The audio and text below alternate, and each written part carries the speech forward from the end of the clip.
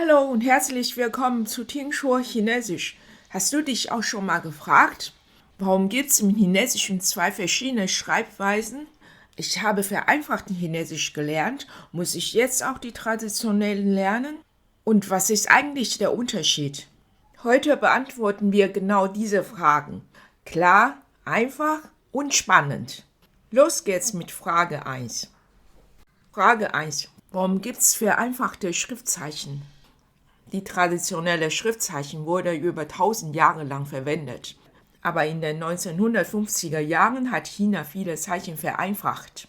Ziel war es, erstens, mehr Menschen sollten lesen und schreiben lernen können. Zweitens, mit weniger Strichen kann man schneller schreiben.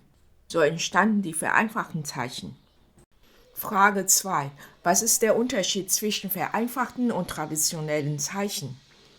Es gibt zwei große Unterschiede. Erstens, es gibt weniger verschiedene Zeichen.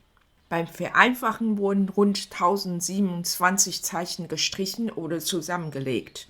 Zum Beispiel Fa, Ha und Fa entwickeln. Beide wurden zu diesem Zeichen. Gan trocken und Gan machen. Beide wurden zu diesem Zeichen. Das macht das Schreiben einfacher, aber ein Zeichen kann nur mehrere Bedeutungen haben. Man muss den Kontext kennen.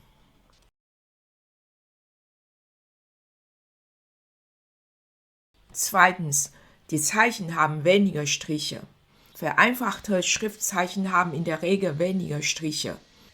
Komplexe, schwere zu schreibende Zeichen wurden durch einfachere Formen ersetzt, die oft aus Gras- oder Kursivschrift entwickelt wurden.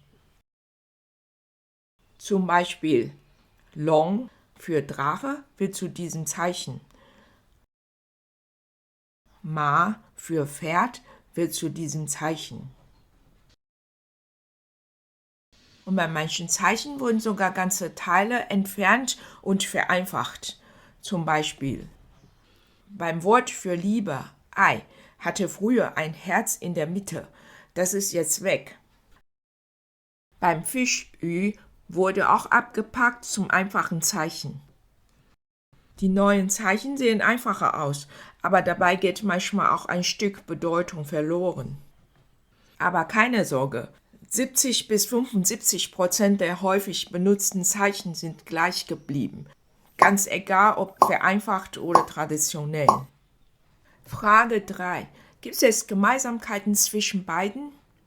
Ja, wie gesagt, rund 3/4 der Zeichen sehen gleich aus. Du fängst also beim Lernen nicht bei Null an, wenn du später mal die andere Variante kennenlernen willst. Frage 4. Wo wird welche Schreibweise benutzt? Vereinfachte Zeichen sind der Standard im Festland China, Singapur und Malaysia. Traditionelle Zeichen sind der Hits in Taiwan, Hongkong und Macau. Aber auch in vielen chinesischen Gemeinschaften im Ausland, zum Beispiel hier in Deutschland oder in den USA, kannst du oft traditionelle Schriftzeichen auf Zeitungen oder in Läden sehen. Frage 5. Versteht man traditionelle Zeichen, wenn man nur die vereinfachten gelernt hat? Ja, auf jeden Fall, zumindest die häufigen Zeichen. Die Aussprache, die Wörter und die Grammatik sind gleich. Aber um wirklich flüssig zu lesen, braucht es natürlich etwas Übung. Frage 6. Kann man beide Varianten gleichzeitig lernen? Ja, das ist möglich. Aber wenn du gerade erst anfängst, fokussier dich zuerst auf eine Variante. Meistens sind die vereinfachten Zeichen leichter zu lernen. Wenn du schon etwas weiter bist, kannst du langsam auch die traditionellen Zeichen dazu nehmen. Frage 7. Helfen traditionelle Zeichen beim Verständnis der chinesischen Kultur? Ganz klar, ja. Denn traditionelle Zeichen zeigen oft mehr von der ursprünglichen Bedeutung. Zum Beispiel, Liebe hatte früher ein Herz in der Mitte. Das betont die emotionale Seite. In der vereinfachten Version fehlt das.